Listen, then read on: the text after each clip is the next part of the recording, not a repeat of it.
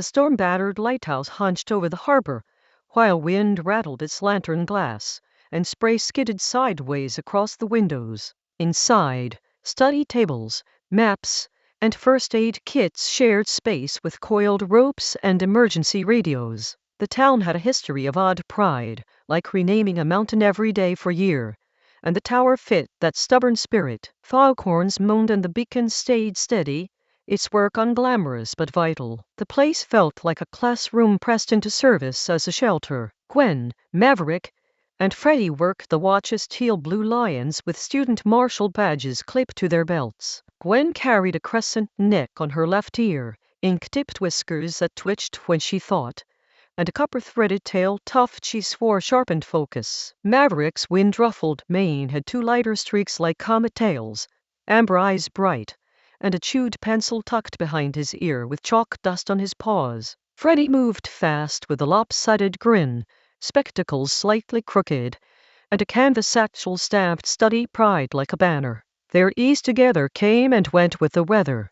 They worked well, except during little arguments that flared like sparks. Gwen insisted left socks wore out faster, Maverick called it confirmation bias, and Freddie tried to soothe them with a joke spreadsheet before laughing too hard. Their rivalry spilled into karaoke feuds between the rusty bulb by the breakwater and the high beam tucked under the lighthouse stairs. Gwen belted power ballads at one, Maverick preferred old-school verses at the other, and Freddie clapped for both. The storm added tension instead of washing it away. The vertical current authority had moved inside, 3 mint-colored turtle commissioners taking charge of every lift in town. Jane moved with tidal calm, polished carapace reflecting the lantern glow. A brass-clasped folder marked JF kept close. Troy's scuffed shell and tight bandana matched his snapping voice, while Morris's labyrinth-patterned shell and ink-stained claws twitched as he counted exits under his breath. Their presence turned the lobby into a control room. Their confidence seemed unshakable. They shared a hidden problem. Their names showed up in the Jepson files for petty graft and misuse of public ear. Jane said they needed to control the narrative and drown out questions before they grew. Troy argued they should redirect attention to something disruptive but harmless-looking, and Morris whispered that chaos would fog the trail until the storm passed. Their plan began to form in the shadow of the lantern. The storm gave them cover, and they took it. They injected a firmware script into the elevator network using the beacon repeater, making every car pause on every floor for a strict 10 count. Publicly, they called it a safety check during high winds. Privately, it was a distraction engine to gum up movement, clog radios, and smother talk about the Jepson scandal. In a tower where evac chairs and medicine carts depended on reliable lifts, that choice cut deep. The sabotage wore a safety mask and smiled. Gwen noticed first when the lantern deck lift began groaning to a stop at each gallery as waves hammered the rocks. She tried to wave Troy off at the lobby desk and said people needed swift rides, but he snapped that safety was not optional and slapped a temporary order on the wall. Freddie pointed out the order was stamped yesterday's date, and Troy only glared. A high beam karaoke flyer fluttered loose and stuck to Gwen's leg. The delay already trapped anxious neighbors between floors. On the roof, the medium-gray kestrels Agnes and Alice bickered over fantasy lineup notes as the storm howled. A clipboard labeled Kestrel Fantasy Flight Ball showed neat script and silly mascots, and Mildred and Bozo hovered as officials, measuring wind as if it mattered for imaginary scores. They had seized the lighthouse radio for their draft chatter. Gwen realized their channel blocked emergency elevator calls and clenched her jaw. Every second mattered, and the airwaves were jammed. Jane took the central mic and announced that all elevators would pause at every landing for platform integrity checks. Gwen said the rule would bottleneck evac and trap people, but Jane stared past her with polished calm. The mint bracelets on Jane's ankles clinked like distant boys, shutting down argument with soft noise. The lobby stiffened around the decision. The delay spread outward like a slow tide. Morris sealed the manual override hatch with a programmed latch and posted a notice citing obscure subclauses. Troy strutted with a handheld speaker muttering sloppy verses. the mumble beat bleeding into the lobby's hum. Freddie tried to reason, explaining that 10-count pauses would triple evac time, but Troy snapped that numbers trembled before responsibility and warned them to stand down. The storm hit harder and the batteries hummed low under the stairs.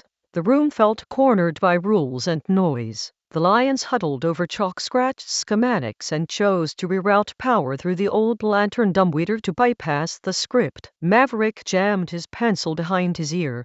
Gwen's whiskers twitched, and Freddie tapped a rhythm while they fed copper-threaded cable into a junction. On Gwen's count they threw the switch, but the turtles had predicted the path. A surge tripped the steady breaker and plunged 2 floors into dim-red emergency lights. Troy smirked and ordered a floor-by-floor inspection that worsened the clog. The blackout set off the Rusty Bulb's backup generator, which blasted their Chishi rivalry jingle every 3 minutes like clockwork. Agnes and Alice shifted their fantasy draft fully onto the radio to avoid the music, shouting trade demands over the emergency band while Mildred kept time and Bozo tallied imaginary yards. Residents grumbled on landings as evac chairs waited, and Gwen's shoulders sagged. She said they had made it worse. Maverick stared at his chalked plans and said he could not find a window in the logic. On the balcony beneath the lantern room, a human Italian pizza chef tossed dough as if the storm were nothing. Flour dusted his apron while the Lions argued nearby and steam from his portable oven drifted past. Gwen snapped that left socks wore out faster because you lead with the left on the stairs, and Maverick shot back that superstition had no place here. Freddie blurted that maybe nothing they did mattered against officials with keys to everything. The chef stretched another circle high as lightning flashed behind the glass. The Kestrel League hit a meltdown as Agnes and Alice shouted about a veto and threatened to split the season over a defense slot. Gwen forced herself to breathe and climb to them with Freddie, while Maverick kept scanning diagrams below. Gwen spoke steadily that safety came first and promised to help craft fair trade rules after the storm if they cleared the radio now. Alice folded her wings and Agnes peered down, both glancing at Mildred and Bozo. The friendship mattered, and they wanted someone trustworthy to mediate. Gwen turned Freddie's joke into reality and wrote a simple rule book on a chalkboard. Timeouts during emergencies, trade windows separate from storm duty, and a cooperative tiebreaker. She promised a neutral draft at the cafetorium once the wind calmed. The Kestrels saw their league would survive with clearer rules, so they handed over the radio and joined forces. As the antenna stems folded back to emergency channels, Maverick's eyes brightened as he found an angle. The path forward felt possible again. Maverick explained the turtles' weakness. Their scripts relied on timing pulses from the lobby controller, kept steady by Troy's mumbled beat on his handheld speaker. Agnes tested the idea by cutting the beat for second, and the forced pauses wobbled. Freddie grinned and said blasting old-school boom-bap, with clear downbeats across both karaoke speaker systems, would scramble the pattern. He added that with a rooftop relay swap Gwen could manage by Kestrel lift. They could cut the script and call harbor security. The plan clicked in the room like a lock turning. Hey Stormwatchers, quick pit stop in the action. If you're enjoying this rescue unfolding in the lighthouse, like this video, subscribe for the next chapter, and comment the word slop to let us know you're on the crew. Your support helps keep these stories lit even when the weather turns. Back to the beat that's about to break the blockade. Agnes, Alice, Mildred and Bozo pledged to help.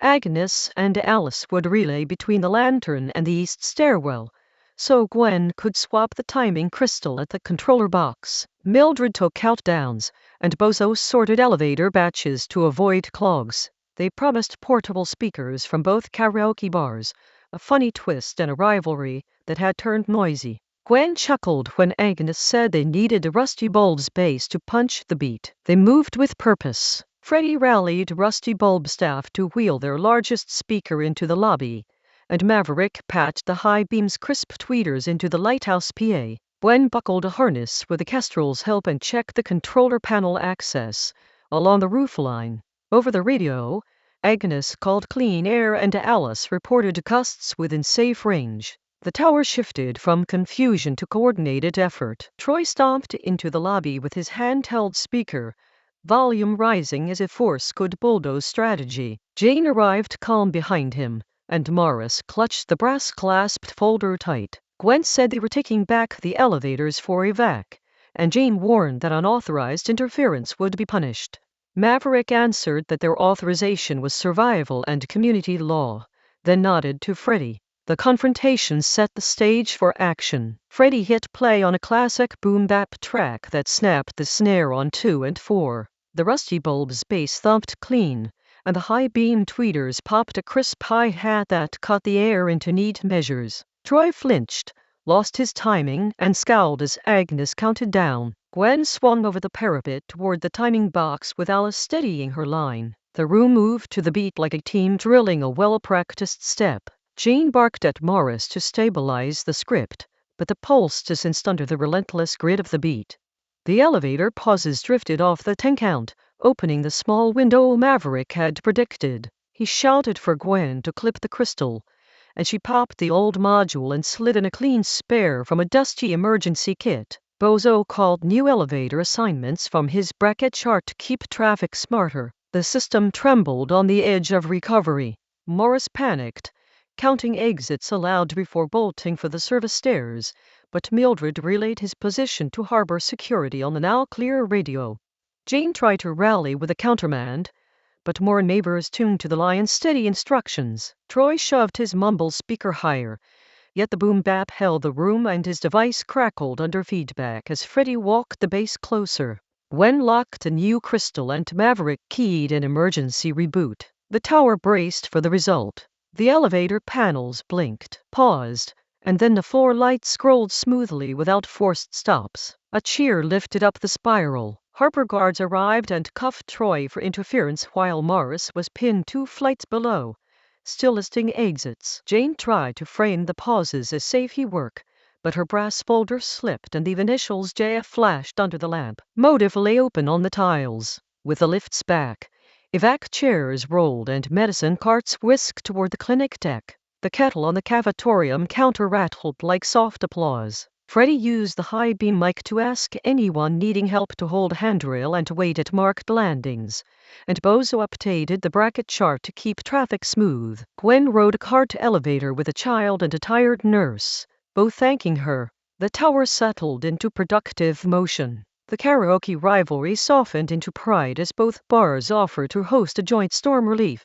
sing-along once the wind calmed. Maverick admitted he liked Gwen's ballad nights, and Gwen said she'd admired his steady verses. The crowd smiled as morale rose. 2 stages would become 1. The storm could not outshout a community in tune. The mountain with 1,000 names became a code word on the radio. Gwen said name of the day holds, and Maverick answered names change, light stays, a rhythm that kept spirits steady. Freddie said it made logistics feel human, and Agnes chimed in with the day's chosen name. The storm still battered the glass, but the lighthouse stood steadier in the exchange. Small phrases carried real weight. Later, the 3 lions met by the stairwell where chalk smudges still marked the floor. Maverick apologized for snapping, Gwen for stubbornness, and Freddie for causing the blackout by jumping the switch. They gathered a pile of spare socks from Lost and Found to run a test, left versus right where, logged after patrols. Freddie said a good argument deserved good data, and they all laughed. The storm still howled, but the mood warmed. The Vertical Current Authority lost control pending a public audit, and the Jepson files were read aloud at a town hall once the tarps held. Jane faced charges of abuse of power and concealment, Troy for sabotage and interference, and Morris for falsified logs and flight. The crowd did not sympathize. The storm had shown who helped and who hindered. The turtles were led away as the lighthouse bell tolled an honest rain. Agnes and Alice, with Mildred and Bozo, accepted thanks and a new volunteer role as aerial coordinators. Their fantasy league lived on with a new tiebreaker for acts of community service, which they found funny as they wrote it down.